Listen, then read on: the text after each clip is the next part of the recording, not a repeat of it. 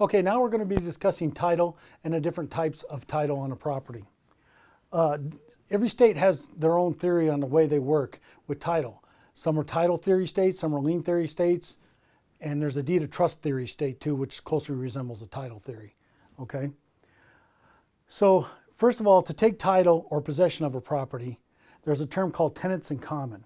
This is where the owners share a percentage of the property, let's say 50-50 or 60-40.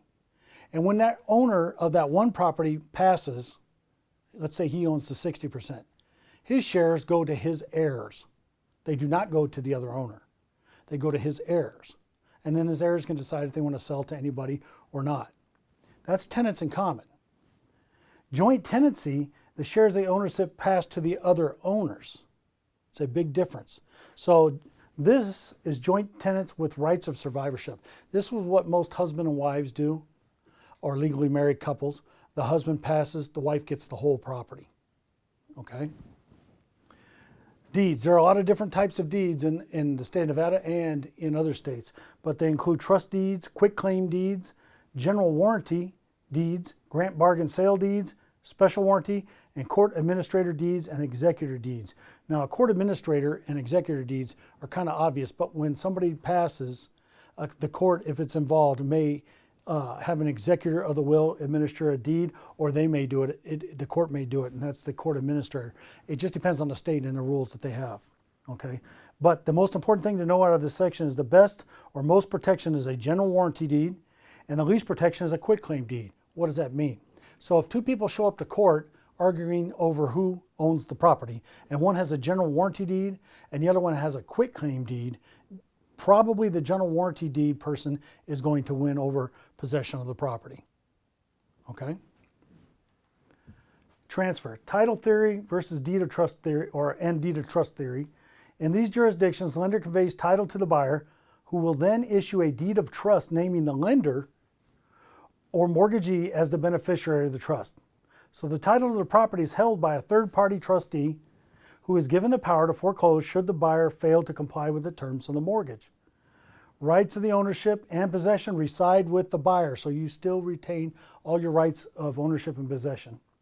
Okay, and that's according to the terms of deed of trust. This is the procedure in Nevada. Now, once the mortgage is satisfied, the trustee releases the deed of trust and files a deed of reconveyance, which we'll get to in a minute. All right. In a lien theory state, the buyer, who is also the borrower, will hold the deed to the real estate property for the life of the mortgage. The buyer promises to make payments on the mortgage according to the terms spelled out in the financing agreement. The mortgage agreement serves as the lender's lien on the property until the loan is paid back completely.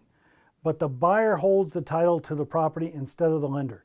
The lien is extinguished when the loan is paid off in full. Deed of reconveyance. When the loan is completely satisfied, the lender issues and records a deed of reconveyance in favor of the borrower, who will now have clear title to the property. The deed of reconveyance removes any interest the lender may have in the property. They no longer have a lien or any rights to that property whatsoever. Okay. Under liens, just so you know, there are tax liens, a mortgage is a lien, and mechanics liens. Are all liens and the seller, these are all liens, and the seller needs to deliver good marketable title usually to close the deal or close the sale with a buyer. However, a buyer still can't buy a property with a lien on it as long as they're made aware of it. It is discussed in disclosures. Okay? Mechanics lien. What's a mechanics lien? Let's say you put a patio at your house and you put a brand new big stucco patio cover, but the person didn't get paid. The contractor didn't get paid. Okay? Or any contractor that doesn't get paid for work on your house. They may put a lien against your property. That's called a mechanics lien. All right? So there are a lot of different types of liens, but these are three of the main ones that you'll mostly see. Now, these come up generally when you're looking at a preliminary title report in escrow. So you want to check that for your buyer and have your buyer look and make sure that if there are any liens that they're paid off at close of escrow. That's how you help protect your buyer as a buyer's agent. Okay? Okay, now we're going to go back and review some of the main points under title. So there's different theories, title theories. There's a lien theory, deed of trust theory, and title theory for different states. Every state does their title work and lien work different, okay? Ways to hold title in Nevada, we have tenants in common, and where shares of ownership pass directly to the heirs. So if two people, let's say neighbors, own one property, 50%, 50%, one neighbor passes away, the rest of his 50% goes to his heirs. It's a very important distinction, because in joint tenancy or joint tenants with rights or survivorship, shares of the ownership pass directly to the other owner. So if two people own it 50-50 or 60-40, when one person passes, the other owner gets all their shares and owns the property incomplete now. This is the way most husband and wives or married couples do this, okay? There are a lot of different deeds: trust deeds, quitclaim deeds, general warranty deeds, grant bargain sale deeds, etc. But the two most important deeds probably in there are general warranty deed and quitclaim deed. You'll see them the most. General warranty has the most protection and is the highest level deed. Quitclaim is the least protection and the lowest level deed.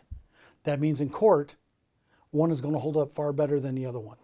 Okay, the difference between deed of trust theory and lien theory is there's three people involved in a deed of trust theory, and there's two people involved in a lien theory.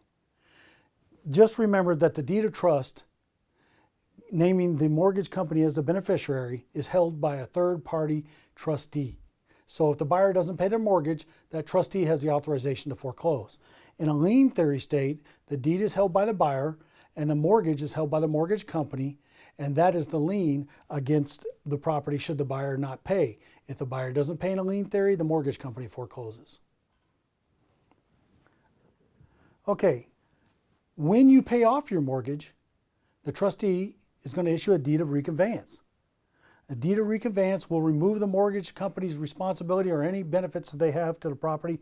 It removes all the interest that they will have, and you'll have clear title to the property, free of any encumbrances or liens, okay? Certain liens: tax liens, mortgages, mechanics liens. Again, a mechanics lien is probably from a contractor. Maybe they put a pool in, but they didn't pay him, okay? Anything like that. Tax liens are back taxes owed on the property. And of course, a mortgage is a lien against the property until a deed of reconveyance is issued, okay?